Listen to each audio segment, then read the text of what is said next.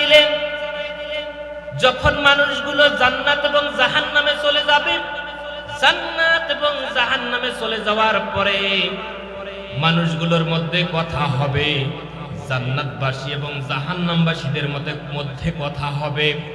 জান্নাতবাসীরা জিজ্ঞাসা করবে, ও হে জাহান্নামবাসীরা, দুনিয়ার জমিনে এমন কি কাজ তোমরা করেছো যে কারণে আজকে জাহান্নামের ভিতরে তোমরা চলে আসিছো?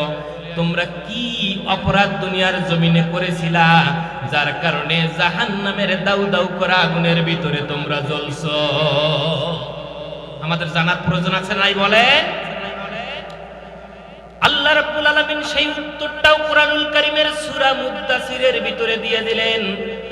তখন জাহান্নামবাসীরা ওই জান্নাতবাসীদের প্রশ্নের জবাবে সুন্দরভাবে জবাব দিবেন, আর তারা বলবেন, ক্বালু লাম নাকু মিনাল মুসাল্লিন।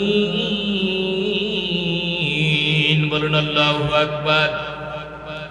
জাহান্নামবাসীরা বলবে, হে জান্নাতবাসীরা, আমরা যে আজকে সাকার নামে জাহান্নামের ভিতরে এসেছি তার এক নাম্বার কারণ হলো দুনিয়ার জমিনে আমরা নামাজ পড়তাম না। জোরে বলেন, কি পড়তো না? দুনিয়ার জমিনে আমরা নামাজ পড়তাম না। আমাদের এক নাম্বার অপরাধ হলো আমরা দুনিয়ার জমিনে নামাজ পড়তাম না। আজকে যারা নামাজ পড়বে না তারা কোথায় যাবে? জোরে বলেন।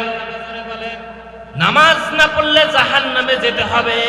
সে হতে পারে এমপি, সে হতে পারে মন্ত্রী, সে হতে পারে প্রধানমন্ত্রী, সে হতে পারে মেম্বার, সে হতে পারে চেয়ারম্যান, সে হতে পারে কৃষক, সে হতে পারে চাকরিজীবী, ব্যবসায়ী, সে হতে পারে ফকির মিসকিন, যে যাই হোক না কেন, যদি নামাজ না পড়ে একবারে সে আল্লাহর জাহান্নামের ভিতরে অবস্থান করবে। নাউজুবিল্লাহ বলে।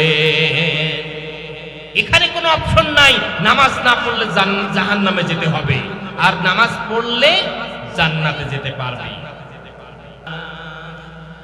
এরপরে জাহান্নামবাসীদেরকে জান্নাতবাসীরা আবার জিজ্ঞাসা করবে, ও হে জাহান্নামবাসীরা, তোমাদের আর কি কারণ আছে যে তোমরা আজকে জাহান্নামের ভিতরে চলে আসছো?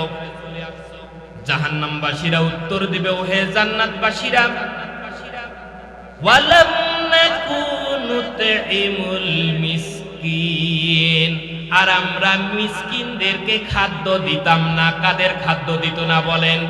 মিসকিনদেরকে খাদ্য দিত না। মিসকিন যারা আছে দুনিয়ার জমিনে এদেরকে তারা খাদ্য দিত না, নিজেরাই পেট ভরে খাইতো, নিজেরা সুন্দরভাবে জীবন যাপন করত। মানুষ কি খাচ্ছে, ইয়াতিম মিসকিনেরা কি খাচ্ছে তার ধার ধারে না, দেখে না। এই লোকটি আল্লাহর জাহান্নামের ভিতরে চলে যাবে। নাউজুবিল্লাহ বলে।